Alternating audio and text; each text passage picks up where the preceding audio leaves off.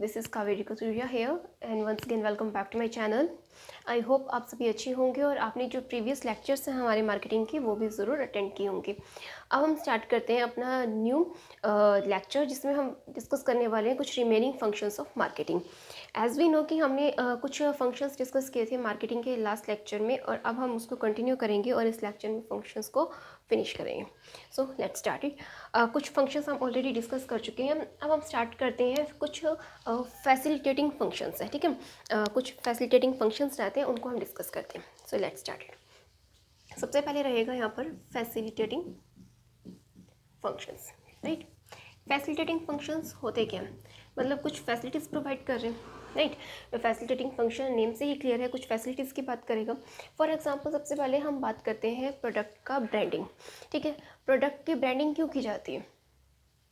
Basically क्या होता है कि प्रोडक्ट को एक पर्टिकुलर ब्रांड के थ्रू हम पहचानते हैं मार्केट में। फॉर एग्जांपल कि अगर आपको सोप लेना हो, ठीक है, एक तो डायरेक्टली हम जाकर कहें कि हमें सोप दे दो। अब कौन सा सोप दे, उसके पास तो हज़ारों पड़े हैं, तो हम ब्रांड का नाम बताएंगे कि हमें कौन सा चाहिए, तो वो पर्टिकुलर प्रोडक्ट निकाल कर देगा, ठीक है। तो ब्रांड हम बेसिकली यूज़ क्यों करते हैं? एक प्रोडक्ट को, एक सेलर के प्रोडक्ट को दूसरे सेलर के प्रोडक्ट से डिफ्रेंशिएट करने के लिए, अलग करने के लिए, एक अलग पहचान देने के लिए। तो सबसे पहले यहाँ पर फंक्शन किया जाएगा ब्रांडिंग का, राइट। तो सबसे पहले हम क्या फंक्शन रहेगा यहाँ पर? ब्रांडिंग। अब ब्रांडिंग में होता क्या है, ब्रांड कैसे करेंगे? ब्रांड है क्या? Brand is a name. Brand क्या हो सकता है? कोई नेम हो सकता है। फॉर एग्जांपल किसी प्रोडक्ट का नेम हम अलग से देते हैं, फॉर एग्जांपल लक्स है, ठीक है, लक्स देना। अब या फिर हम उसको है कि कोई और सोप का नेम ले सकते हैं, रेक्सोना है। तो मतलब क्या है, अलग अलग नेम दिए गए हैं, ठीक है। नेम के थ्रू हम इनको डिफ्रेंशिएट करते हैं। नेम है, या फिर हम कह सकते हैं एक टर्म के थ्रू इसको डिफ्रेंशिएट कर सकते हैं। कोई सिंबल दे सकते हैं, ठीक है। कुछ प्रोडक्ट्स के अलग अलग सिंबल रहते हैं, जैसे आपने देखा होगा कि आईफोन के बैक साइड पे एप्पल का सिंबल रहता है, ठीक है, तो वो उसका सिंबल है। तो अलग अलग प्रोडक्ट से हम इसको आइडेंटिफाई कर सकते हैं। डिज़ाइन, कोई पर्टिकुलर डिज़ाइन हो सकता है, ठीक है, उस डिज़ाइन से हम उस प्रोडक्ट को आइडेंटिफाई कर सकते हैं।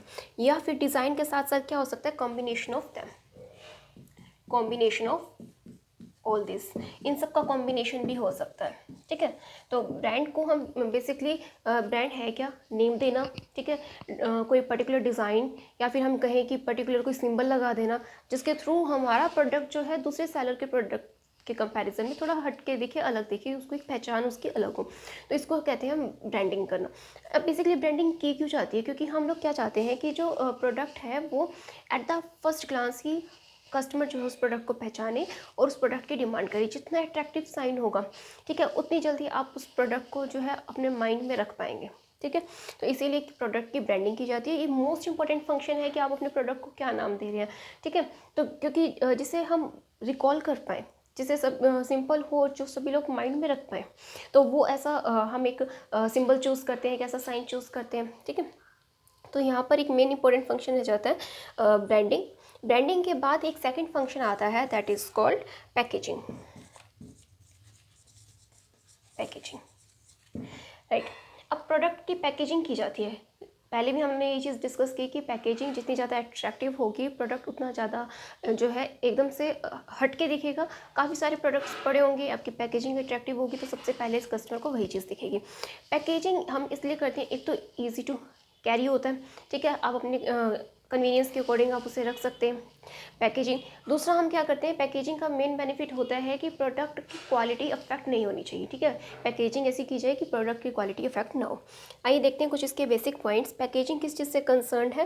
पैकेजिंग का मतलब होता है कोई कंटेनर ले रहे हैं आप, ठीक है, कंटेनर है या कोई रैपर है, कंटेनर ले लो या रैपर ले लो। अब प्रोडक्ट को पैक इस तरह से किया जाता है कि उसका जो जिस कंटेनर में उसे डाला जा रहा है, ठीक है, अब वो कंटेनर ऐसा हो जो प्रोडक्ट की क्वालिटी को भी मेंटेन रखे, ठीक है। अगर कंटेनर खुद ही इतना नाजुक सा हल्का सा है कि वो टूट जाए तो फिर वो प्रोडक्ट की क्वालिटी क्या संभालेगा? तो कंटेनर आपका बढ़िया होना चाहिए। जो उसके ऊपर रैपर लगाया जा रहा है, जैसे देखिए कुछ बिस्किट्स होते हैं या उनके हर किसी के अपने अपने रैपर होते हैं, चॉकलेट के रैपर अलग होते हैं, तो वो क्या होते हैं, अट्रैक्टिव बनाए जाते हैं ताकि इन चीज़ों की तरफ जो है वो बच्चे अट्रैक्ट होते हैं, ठीक है। तो वो इन चीज़ों को देख के ही परचेस करते हैं। तो अट्रैक्शन होनी चाहिए पैकेजिंग में, लेकिन उसके साथ साथ सेफ्टी पॉइंट को भी कंसिडर किया जाए। पैकेजिंग का देखिए, पैकेजिंग काम क्या आती है? पैकेजिंग अगर हम करते हैं, प्रोडक्ट को प्रोटेक्शन मिलता है, ठीक है, प्रोटेक्शन टू प्रोडक्ट, प्रोडक्ट को प्रोटेक्शन मिलेगा, प्रोटेक्ट कर पाएंगे, नेक्स्ट रहता है इसका, अगर हम फीचर देखते हैं, silent, it is act as a silent salesman. Silent salesman,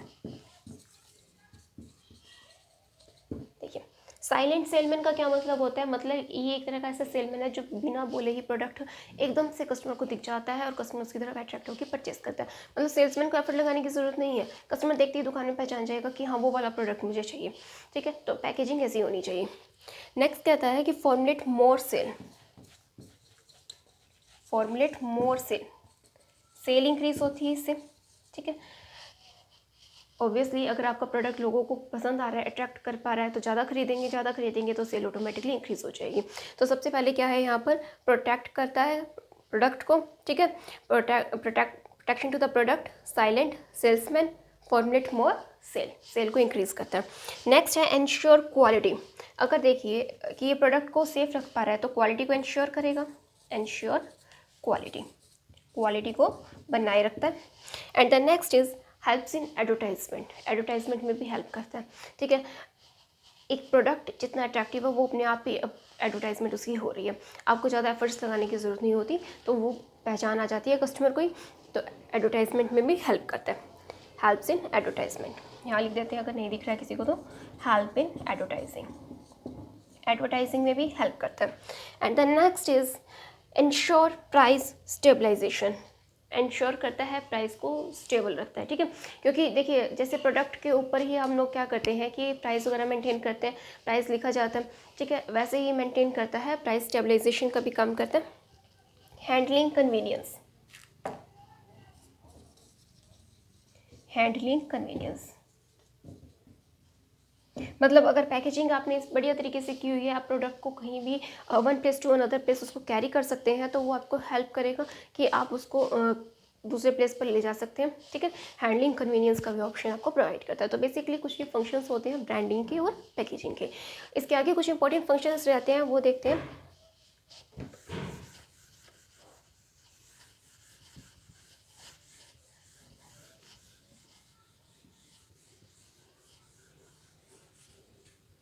next देखिए, नेक्स्ट इंपॉर्टेंट फंक्शन रहता है प्राइसिंग का।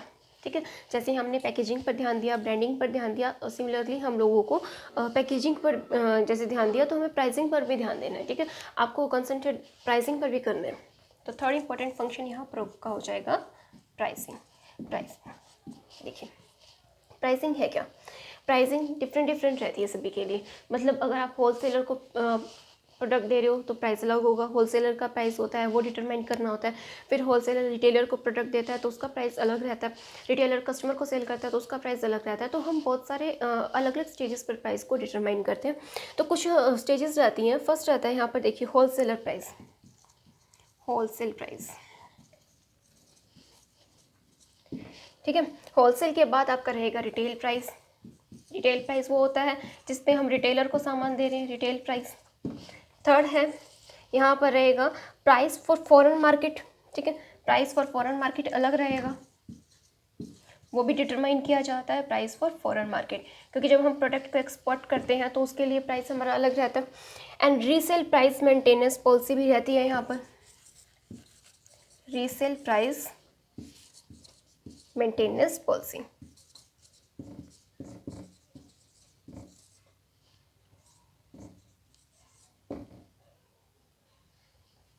हम देखिए, हम ये चीज़ डिटरमाइन करते हैं, डिफरेंट स्टेजेस पर प्राइस डिसाइड करते हैं।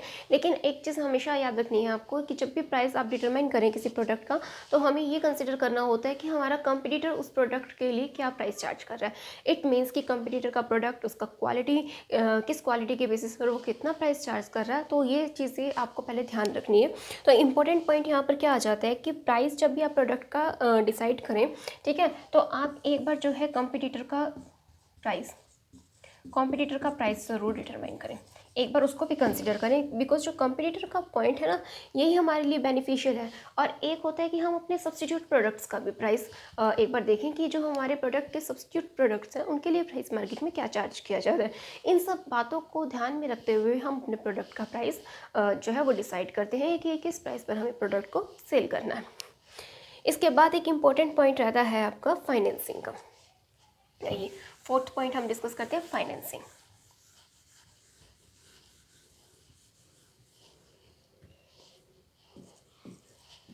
फाइनेंसिंग।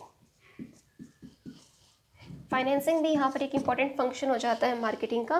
फाइनेंस है क्या, देखिए कोई भी आप काम कीजिए, ठीक है, हम कोई भी काम करते हैं, चाहे हम होलसेलर लेवल पे करें या रिटेल लेवल पे करते हैं, लेकिन हमें क्या करना है कि हमें पैसे की ज़रूरत रहती है, ठीक है। बिना फाइनेंस के तो हम बिज़नेस की सोच ही नहीं सकते। तो फाइनेंस को कहा जाता है life blood of the business. तो मेन पॉइंट क्या कहा जाता है फाइनेंस को, लाइफ ब्लड ऑफ बिजनेस। अब इसके अंदर रहता क्या है, ह्यूज इन्वेस्टमेंट रहता है, इन्वेस्टमेंट काफ़ी ज़्यादा लगता है, ठीक है। तो अब इसके अंदर मेन मुद्दा क्या रहता है कि इसमें इन्वेस्टमेंट ज़्यादा डालनी है। जब इसको कहा है life blood of the business कहा गया, तो मतलब पैसा भी आपको ज़्यादा डालना पड़ेगा। फॉर एग्जांपल आप इंडस्ट्रीज लगा रहे हैं, मैन्युफैक्चरिंग कर रहे हैं इस चीज़ की, तो हमें पैसा बहुत ज़्यादा डालना पड़ता है उसमें। अब मेन काफ़ी पैसा लगता है उस चीज़ में। अब अगर आप मैन्युफैक्चरर हैं और आपको, या फिर कहें कि कोई प्रोडक्ट आप बना रहे हैं, इंडस्ट्रियलिस्ट हैं, आपको स्टॉक मेंटेन करना होगा। स्टॉक मेंटेन करने के लिए भी आपको पैसा चाहिए, ठीक है। आपको स्टॉक मेंटेन करना है, स्टॉक मेंटेन करने के लिए पैसा चाहिए। ऑब्वियसली आप लोगों को स्टॉक तो मेंटेन करना पड़ेगा, आपको स्टॉक मेंटेन करना पड़ेगा। बहुत सारे आपके आगे डीलर्स होंगे जिनको आप सेल करेंगे, तो हमें एक बार तो इन्वेस्टमेंट डालना पड़ता है, प्रोडक्ट का स्टॉक मेंटेन करके रखना पड़ता है, उसके अंदर काफ़ी ज़्यादा पैसा लगता है हमारा। और दूसरा हमें कुछ मेंटेनेंस कॉस्ट भी आती है, उसके ऊपर भी खर्चा रहता है, उसको बनाए रखने के लिए भी काफ़ी खर्चा रहता है। दूसरा अगर आप देखते हैं कि यहाँ पर एक और हमारा मोस्ट इंपॉर्टेंट रहता है, दैट इज़ क्रेडिट फैसिलिटी, ठीक है। क्रेडिट फैसिलिटी, अगर हम बात करते हैं कि हमारे जो कस्टमर्स होते हैं, समटाइम हमें उनको क्रेडिट पर सामान देना होता है, ठीक है, हमें क्रेडिट फैसिलिटीज़ भी उनको प्रोवाइड करनी होती है, तो उसके अंदर भी हमारी एक बार इन्वेस्टमेंट जो है वो रुक जाती है, ठीक है। तो ये सब फैसिलिटीज़ प्रोवाइड करने के लिए हमें जो है शॉर्ट टर्म के लिए पैसा भी चाहिए होता है, लॉन्ग टर्म बेसिस पर भी फाइनेंस की रिक्वायरमेंट रहती है। तो अब इन सबको मेंटेन करने के लिए अब हम सिर्फ अपनी ओन कैपिटल पर डिपेंड नहीं रह सकते। इसके लिए बेसिकली क्या होता है कि हमें पैसे को अरेंज करना पड़ता है मार्केट से। तो समटाइम हम क्या करते हैं कि होलसेलर से एडवांस ले लेते हैं। हम होलसेलर को कहते हैं कि आप स्टॉक लेना चाहते हैं हमसे, तो आपको एडवांस देना होगा, ठीक है। एडवांस हम उनसे महीना 2 महीना पहले एडवांस ले सकते हैं। और या फिर हो सकता है कि हम लोग जो है एक मार्केट से पैसा उठा सकते हैं। तो हमें मतलब क्या है कि पैसा अरेंज करना है, सिर्फ ऐसा नहीं है कि हमारी अपनी कैपिटल से ही ये काम चल जाएगा। तो बहुत ज़्यादा इन्वेस्टमेंट रहता है। तो फाइनेंसिंग भी मार्केटिंग में एक की रोल प्ले करता है। फाइनेंसिंग के बाद ही हम डिस्कस करते हैं कुछ अदर इंपॉर्टेंट पॉइंट्स डिस्कस करते हैं, दैट इज़ एडवर्टाइजिंग।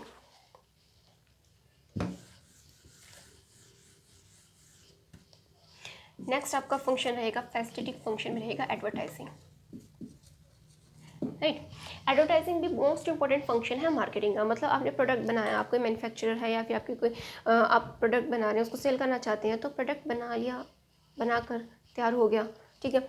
अब उसको कोई परचेज तो तब करेगा ना जब हम लोगों को बताएंगे कि हमने ये प्रोडक्ट बनाया है, आप इसको ट्राई करके देखो, हम इसके ऊपर अभी जो है हाई प्राइसेस चार्ज नहीं कर रहे हैं। मतलब आपको उसके फीचर्स बताने पड़ेंगे, लोगों को अट्रैक्ट करना पड़ेगा उस प्रोडक्ट की तरफ। तो अभी बहुत ज़्यादा एफर्ट्स लगाने पड़ते हैं, प्रोडक्ट की एडवर्टाइजिंग करवानी पड़ती है।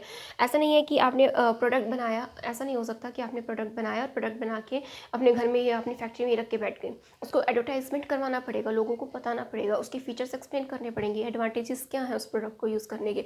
तो एडवर्टाइजमेंट मोस्ट इंपॉर्टेंट पॉइंट है। ये सारे फीचर्स फेल हो जाएंगे अगर प्रोडक्ट की एडवर्टाइजमेंट सही तरीके से नहीं की गई। किस मीडिया के थ्रू एडवर्टाइजमेंट करना है, ये चीज़ भी कंसिडर करनी होती है, अपने बजट के अकॉर्डिंग चलना होता है, ठीक है।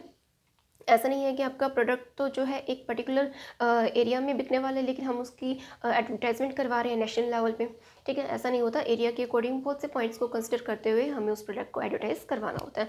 तो कुछ इंपॉर्टेंट फंक्शंस ये रहते हैं कि हमें पैकेजिंग पर, ब्रांडिंग पर ध्यान देना है, ठीक है, फाइनेंसिंग पर ध्यान देना है। फाइनेंसिंग भी इंपॉर्टेंट है, एडवर्टाइजिंग भी करवानी है। तो ये कुछ इंपॉर्टेंट फैसिलिटेटिंग फंक्शंस रहते हैं इसके अंदर। इसी के साथ एक फंक्शन आता है हमारा risk bearing, right. Risk bearing, risk bearing नाम से क्लियर है, रिस्क को बियर करना, राइट। अब यहाँ पर कई तरह के रिस्क हो सकते हैं। फॉर एग्जांपल कि हमारे प्रोडक्ट की डिमांड चेंज हो गई, अब वो प्रोडक्ट फैशन में नहीं रहा, उसका ट्रेंड खत्म हो गया, ठीक है। तो कुछ ऐसे फैक्टर्स रहते हैं जो अफेक्ट करते हैं, लोगों का टेस्ट एंड प्रेफरेंस अब चेंज हो गया, लोग उस चीज़ को प्रेफर नहीं करते। तो कुछ ऐसे फंक्शंस रहते हैं जिसके अकॉर्डिंग हमारे प्रोडक्ट की डिमांड गिर सकती है, और अगर प्रोडक्ट की डिमांड गिर जाए तो उसका रिस्क भी हमें उठाना पड़ता है, ठीक है। अब कौन कौन से वो फैक्टर्स होते हैं, आइए देखते हैं एक बार। चेंज इन डिमांड, एक तो डिमांड चेंज हो गई, ठीक है। अब डिमांड चेंज हो गई प्रोडक्ट की, अब लोग उस चीज़ की डिमांड नहीं कर रहे हैं, अब किसी और प्रोडक्ट की तरफ अट्रैक्ट हो रहे हैं लोग। तो प्रोडक्ट में डिमांड जब चेंज हो जाती है। नेक्स्ट है यहाँ पर change in fashion, fashion change हो गया, ठीक है। ये चीज़ बहुत रहती है। जैसे ये ड्रेसेस के मामले में ये सब चीज़ें ज़्यादा रहती हैं कि कोई चीज़ का ट्रेंड आया और हमने टीवी में देखा, कहीं देखा, मीडिया में देखा, और उसके बाद जो पहले वाले जो प्रोडक्ट्स हैं हम उस चीज़ को आउट ऑफ ट्रेंड कर देते हैं। ठीक है। Fall in price. Fall in price, कई बार क्या होता है कि प्राइस गिर जाता है, किसी चीज़ की कीमतें गिर जाती है, तो हम उस प्रोडक्ट को इन्फीरियर प्रोडक्ट समझना स्टार्ट कर देते हैं कि अब इस प्रोडक्ट की हम डिमांड नहीं करते। हमें किसी चीज़ का प्राइस गिर जाता है तो हम उसकी डिमांड भी गिरा देते हैं। तो चेंज इन प्राइस की वजह से भी समटाइम रिस्क हो जाते हैं। कॉम्पिटिशन बहुत ज़्यादा है। ठीक है, हमारा कॉम्पिटिटर अगर कोई ऐसा प्रोडक्ट ले आया तो हो सकता है उसके प्रोडक्ट की डिमांड इंक्रीज़ हो जाए। नेक्स्ट रहता है इसके अंदर हैबिट्स हैं, राइट। हैबिट्स हैं या टेस्ट है, प्रेफरेंस है। लोगों की प्रेफरेंस चेंज हो जाती है, टेस्ट प्रेफरेंस की वजह से भी चेंजेस आ जाते हैं। और समटाइम हो सकता है कि कुछ ऐसे लॉसेस हो जाए बिजनेस में जो अनएक्सपेक्टेड होते हैं। For example due to fire, due to theft, due to accident. ठीक है, इस टाइप से भी कोई केसेस हो सकते हैं, थेफ्ट और ड्यू टू एक्सीडेंट की वजह से भी कुछ लॉसेस बिजनेस में हो सकते हैं। ये अनएक्सपेक्टेड लॉसेस होते हैं। फॉर एग्जांपल कोई नेचुरल क्लेमिटी हो जाती है, नेचुरल क्लेमिटी हो गई, इसकी वजह से भी लॉसेस हो सकते हैं। तो बहुत सारे लॉसेस रहते हैं जिनका रिस्क हमें बियर करना पड़ता है, राइट। तो ये कुछ इंपॉर्टेंट फंक्शंस हैं। इसी के साथ साथ एक और फंक्शन है जो लास्ट आपका डिस्कस कर लेते हैं, that is after sale service. इसी के बाद एक रहता है after sale service. After sale service नाम से क्लियर है कि प्रोडक्ट को बेच चुके हैं, सेल कर चुके हैं प्रोडक्ट को। सेल करने के बाद हम उसकी कुछ सर्विसेज प्रोवाइड करते हैं। फॉर एग्जांपल कि जैसे आपने वाटर प्योरीफायर में देखा होगा कि जब आप घर में वाटर प्योरीफायर लगवाते हैं तो उसके बाद कुछ सर्विसेज, फ्री सर्विसेज प्रोवाइड की जाती हैं। फॉर एग्जांपल आपने अगर घर में एसी लगवाया तो उसके बाद भी क्या होता है कि कुछ फ्री सर्विसेज होती हैं, प्रोवाइड की जाती हैं। तो वो क्या होता है कि प्रोडक्ट सेल करने के बाद आपको कुछ सर्विसेज दी जाती है, मतलब कस्टमर का ध्यान रखा जाता है कि उसको कोई प्रॉब्लम ना हो और उसका प्रोडक्ट जो है हम उसके बारे में जाने कि वो हमारे प्रोडक्ट से सेटिस्फाई है या नहीं है। तो हम थोड़ा सा ये गारंटी वाला सिस्टम रहता है इसके अंदर। हम आफ्टर सेल सर्विसेज भी बहुत प्रोवाइड करते हैं। और इसके अंदर बेसिकली होता क्या है कि हमने जैसे मान लो गारंटी प्रोवाइड कर दिया, वारंटी है या रिपेयर प्रोवाइड करना, उसकी फ्री सर्विसेज देना, ठीक है, प्रोडक्ट की सर्विसेज करवाना, या हम प्रोडक्ट फाइनेंसिंग फैसिलिटी दे देते हैं, फाइनेंसिंग फैसिलिटी प्रोवाइड की जाती है। ठीक है, तो इस टाइप की कुछ फैसिलिटीज़ हो सकती हैं। फॉर एग्जांपल कि फ्री होम डिलीवरी, ठीक है, फ्री होम डिलीवरी होता है। हाँ, फॉर एग्जांपल अमेज़ोन से जब हम प्रोडक्ट परचेस करते हैं तो उसके अंदर भी होता है कि फ्री होम डिलीवरी मिलता है प्रोडक्ट्स के ऊपर। तो ये सब कुछ फैसिलिटीज़ होती हैं जो हम कस्टमर को प्रोवाइड करते हैं। और यही इंपॉर्टेंट फंक्शंस हैं मार्केटिंग के, कि जब भी हम मार्केटिंग की बात करते हैं तो हमें इन सभी फंक्शंस को कंसिडर करना होता है, क्योंकि ये सभी फंक्शंस हेल्प करते हैं हमारे प्रोडक्ट को प्रोडक्शन पॉइंट से कंजप्शन पॉइंट तक ट्रांसफ़र करने में। ठीक है, तो ये सभी हर किसी का अपना एक इंपॉर्टेंट रोल है। ऐसा नहीं है कि एक इंपॉर्टेंट है तो दूसरा इंपॉर्टेंट नहीं है, सभी का अपना वैल्यू है। ठीक है, तो यहाँ पर ये सभी इंपॉर्टेंट फंक्शंस हमें कंसिडर करने होते हैं। तो इसी के साथ ये हमारा कॉन्सेप्ट ख़त्म होता है। हमारा जो फंक्शंस ऑफ मार्केटिंग का कॉन्सेप्ट चल रहा था, ये सारे फंक्शंस जो हैं अभी डिस्कस कर चुके हैं। अब इसके बाद कुछ इंपॉर्टेंट टॉपिक्स जो हैं हम उसके ऊपर डिस्कस करने वाले हैं। तो अगर आप इसका यहाँ स्क्रीनशॉट लेना चाहते हैं तो आप ले सकते हैं।